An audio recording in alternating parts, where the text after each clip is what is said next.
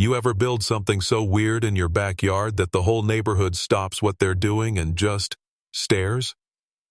Well, that was me.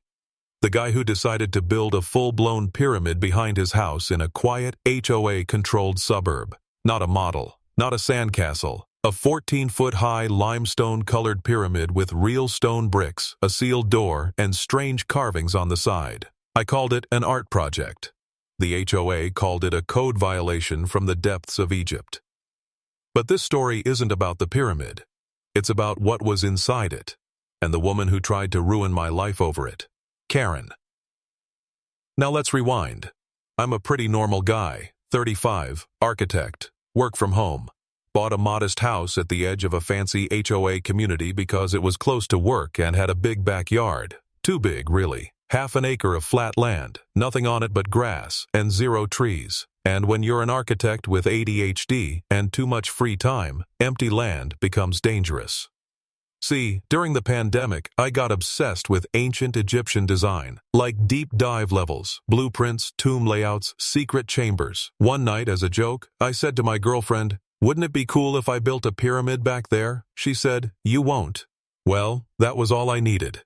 Fast forward 3 months later, and my backyard looked like an archaeological dig site. Piles of stone, rope pulleys, concrete mixers, and a blueprint taped to the garage door. It was ridiculous, but I loved every second. That's when she showed up. Karen. Let me describe her. Bob haircut sharper than her voice, neon-colored workout clothes, sunglasses that made her look like a hawk. She lived 2 blocks over but somehow always appeared near my fence.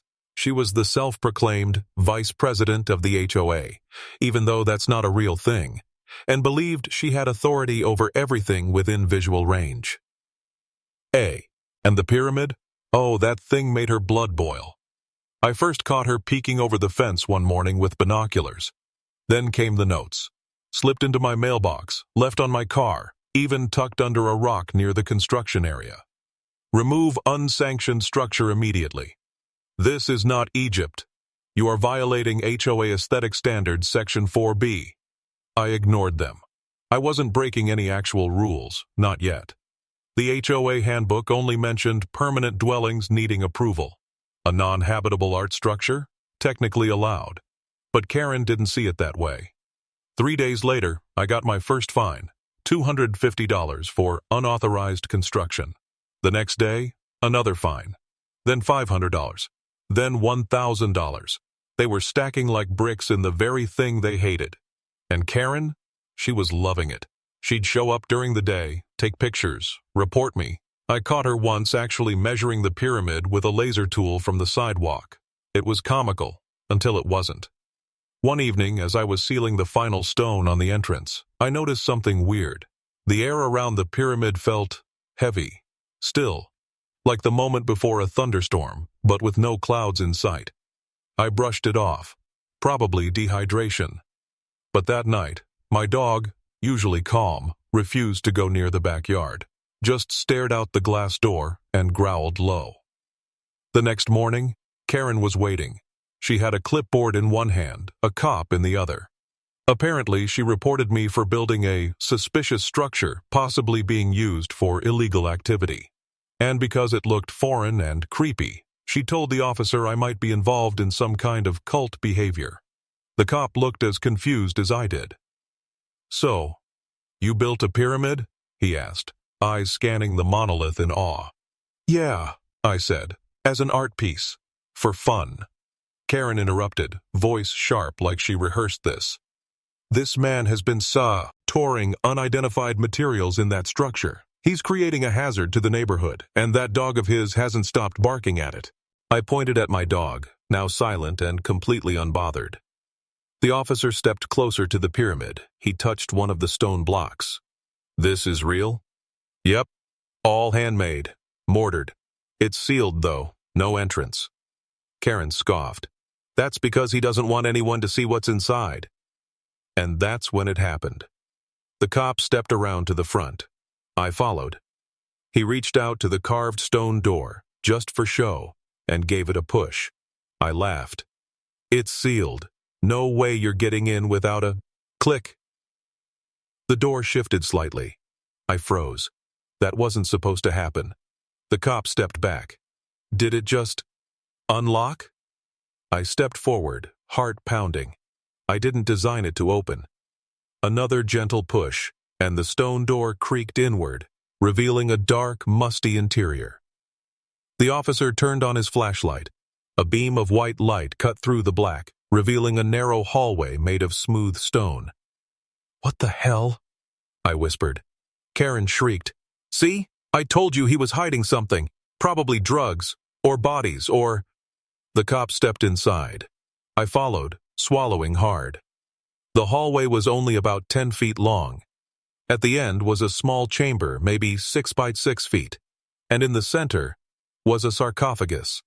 An actual stone sarcophagus, perfectly sealed with ancient-looking markings across the top. I didn't build that. I didn't put that there.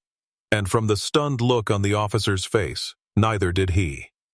Karen, now outside screaming into her phone about calling Homeland Security, had no idea what was about to happen next, because the cop turned to me, pale as chalk, and said, "Sir, we need to call the department. Right now." Let me tell you something surreal. There's nothing quite like standing next to a cop inside your backyard pyramid while he radios in that he's found a sarcophagus, and not the fake Halloween kind. While Karen outside screamed about ancient curses and neighborhood plagues, the officer was whispering into his radio like we'd just uncovered a crime scene from 3,000 years ago. I stood there, frozen, staring at the stone coffin I didn't build and never ordered. My mind raced. Had someone broken into the pyramid and planted it? But how? There was only one sealed entrance, no footprints, no forced entry, just that heavy stone box, waiting. Then I made the mistake of touching it. I didn't mean to. My fingers just hovered, and before I realized it, I brushed one of the hieroglyphs along the lid. Cold, almost vibrating. That's when the cop pulled me back. "Sir, step away." "Listen," I whispered. "I swear to you, I didn't put this here." He gave me a look like I want to believe you, but this is the weirdest call of my week, and guided me outside. And that's when things spiraled out of control.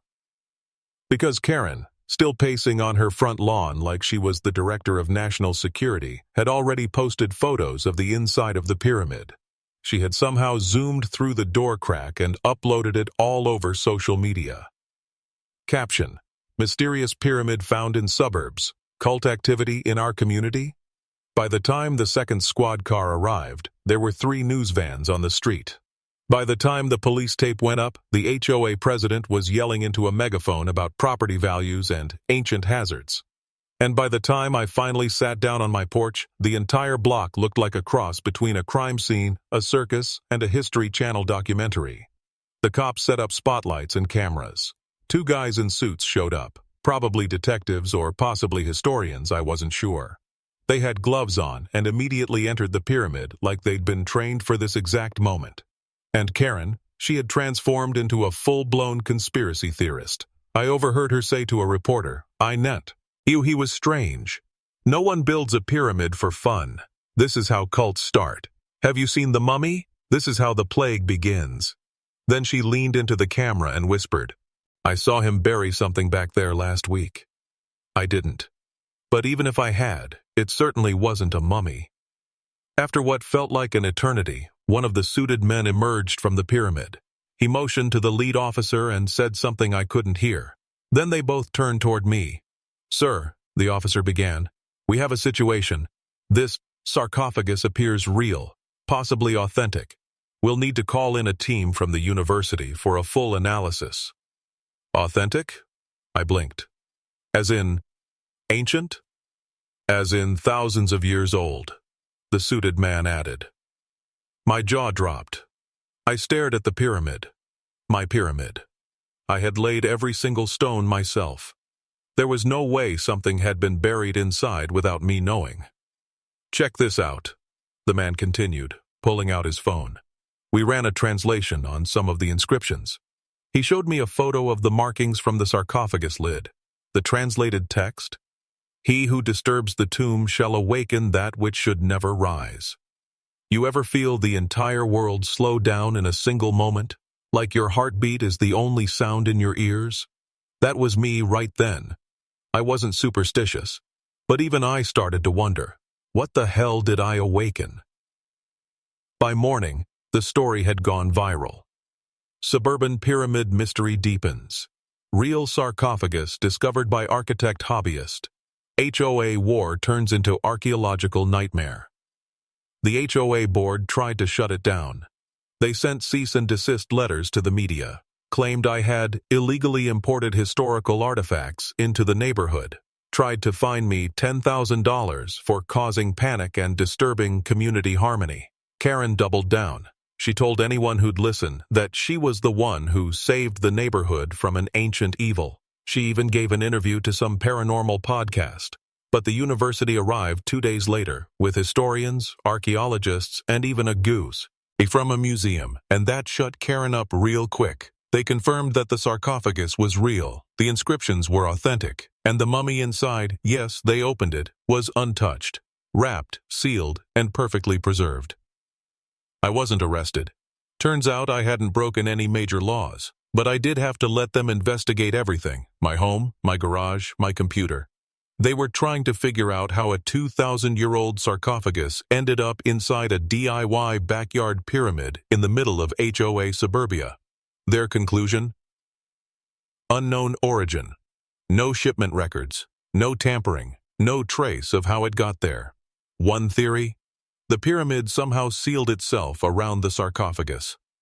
Another theory? Someone buried it long ago, and by sheer dumb luck, I built the structure exactly above it. But the most terrifying theory? That I had somehow built it in the right place, at the right time, and awakened something. That night, I couldn't sleep. Not because of the chaos, not because of the HOA, not even because of the mummy in my backyard, but because of what I saw in the hallway security footage. I had set up a single camera inside the pyramid during construction, just for the time-lapse. It was motion-activated. The file from the night before we opened the sarcophagus showed nothing but darkness for hours, until, at exactly 3:17 a.m., the feed flickered, and a faint, shadowy figure appeared in the frame, tall, thin, wrapped. It moved silently across the chamber, then stopped in front of the camera, and stared. No sound, no footsteps. Then, poof, gone. I stared at the screen, numb. Because right as the figure disappeared, I noticed something else in the background. A crack had appeared on the lid of the sarcophagus, a long, jagged fracture. Something was trying to get out. The morning after I saw the figure on the footage, I made a decision. I was going back inside the pyramid. Not because I was brave, not because I had a death wish, but because I had to know the truth. Something about that crack in the sarcophagus, the presence on camera, none of it felt random. It felt personal. But first, I had to get past Karen. She'd transformed her front yard into a full-blown protest zone. Hand-painted signs, angry neighbors, even a megaphone. She screamed things like, "Ban the pyramid! Mummies do not belong in suburbia! If I get cursed, I'm suing!" The HOA was in full panic mode. They tried hiring a demolition crew to take down the pyramid, but the university team filed a preservation order just in time. Apparently, the thing had historical value now. Irony? The same HOA that fined me for building it was now listed on a museum research project as Site of Cultural Interest. But none of that mattered to me. Because that night, alone, flashlight in hand, I opened the pyramid door. The air inside was colder than before, still, heavy, like it was holding its breath. I stepped down the stone corridor, past the markings that once meant nothing, but now felt like warnings. The chamber was silent. The sarcophagus still stood in the center, but the crack? Wider. Worse, dust had spilled out from the edges, as if something inside had moved. I raised the flashlight and circled it slowly. Then I heard it, a whisper, low, dry, ancient. At first I thought it was the wind through the vents, but there were no vents. The whisper grew louder, and I swear to you, It spoke my name. Daniel. My flashlight flickered. I stepped back. The crack widened with a sound like tearing stone. Then, silence. My legs screamed to run, but I couldn't. Not yet. I did something unthinkable. I reached for the lid. My fingers slid beneath the edge of the cracked stone, and with a grunt, I pried it upward. It moved, just enough to see inside. And what I saw? Nothing. No mummy, no bones. Just a hollow, ancient-shaped cavity. The sarcophagus was empty. I stumbled back, flashlight trembling in my hand. Then I heard the scream. Not mine. Karen's. It echoed from outside, a shriek that split the night air like lightning. I sprinted out of the pyramid, heart hammering. And what I saw next will haunt me forever. Karen was standing on her lawn, frozen, her eyes locked onto the front of my house. Her mouth open, but no sound now, just sheer terror. I followed her gaze. Standing in front of my house was the figure, wrapped in dusty, tattered linen, 7 feet tall, still, silent, backlit by the porch light. Karen let out another scream and fainted flat onto her tulips. I blinked, and the figure, gone. No footsteps, no sound, just vanished. The next morning, Karen was missing. Her car still in the driveway, her front door ajar, her signs still up, but no Karen.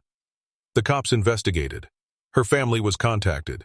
The HOA held a candlelight vigil and passive-aggressively blamed me in the same sentence as community healing. But me? I checked the footage. There she was, just after midnight, pacing her yard, ranting into her phone. And then, she turned, looked off camera. Her expression shifted from anger to fear. She backed up, hands raised. Then, glitch. The footage cut out for 7 full seconds. When it resumed, she was gone. I rewound it 100 times. Same result. She looked at something.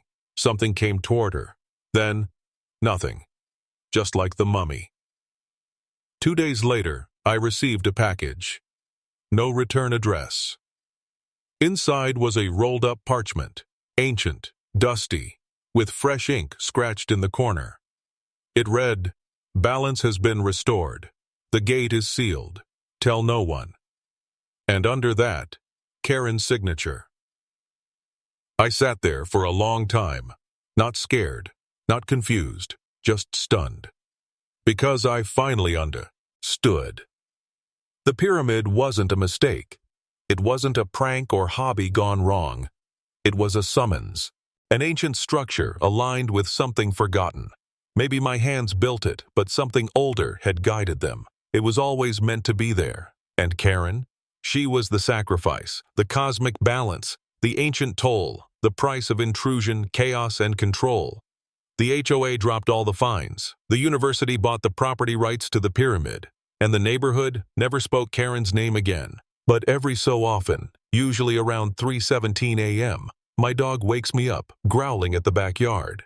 And sometimes, when I look out the window, I see footprints in the grass, leading away from the pyramid and into the dark.